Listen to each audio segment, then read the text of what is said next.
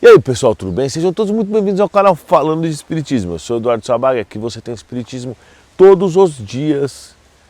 Espiritismo raiz, direto ao ponto, sem mistura de religião. E vamos à nossa pergunta de hoje, a pergunta que eu mesmo fiz para mim mesmo no meu último vídeo, que é: quando a gente para de reencarnar, Eduardo? Bom, eu fiz essa pergunta porque obviamente vocês falam sempre sobre isso e eu queria fazer esse vídeo. Tomara que não tenha feito, eu acho que eu já fiz, mas sempre a gente aborda temas diferentes, né? Eu não faço script, eu vou falando o que vem na minha cabeça. Quando eu estou falando aqui, o espírito vem e fala isso, aí eu fico meio confuso, né? Mas vamos lá, porque eu estou falando e ele me interrompe, mas vamos do jeito que dá. Bom, quando a gente vai parar de reencarnar? Quando a gente alcançar a classe dos espíritos puros. O que quer dizer isso? Chico Xavier, por exemplo, é um espírito puro. Por quê? Na última encarnação dele, ele passou por muitas expiações, porque apesar de já estar nesse nível, ele tinha expiações a passar. Porque todo o mal que a gente faz, ele registra lá, fica na nossa conta corrente, fica negativo. A gente pode anular o bem com o mal? Com certeza, mas tem um limite, algumas coisas a gente tem que passar. Por isso que Chico Xavier sofreu algumas coisas.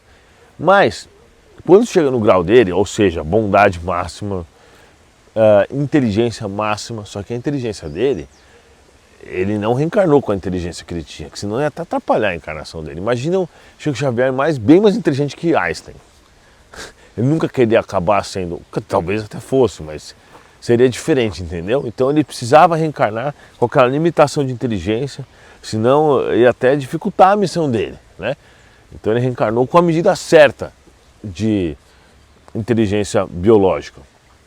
Então, dessa forma, quando a gente chega nesse grau evolutivo, a gente realmente para de reencarnar e aí começam outros processos, começam outros trabalhos para a gente fazer. Só que aí é o seguinte, né? Aí já não tem mais boleto, não tem mais IPVA, não tem mais febre, não tem mais câncer, não tem mais esses problemas que a gente tem aqui na Terra, né?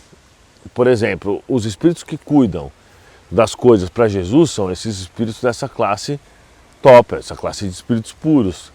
Então eles cuidam da previsão do tempo, previsão não, né? Cuidam do tempo para que tudo ocorra como tenha que ocorrer, cuidam das cidades espirituais, dos tops, né?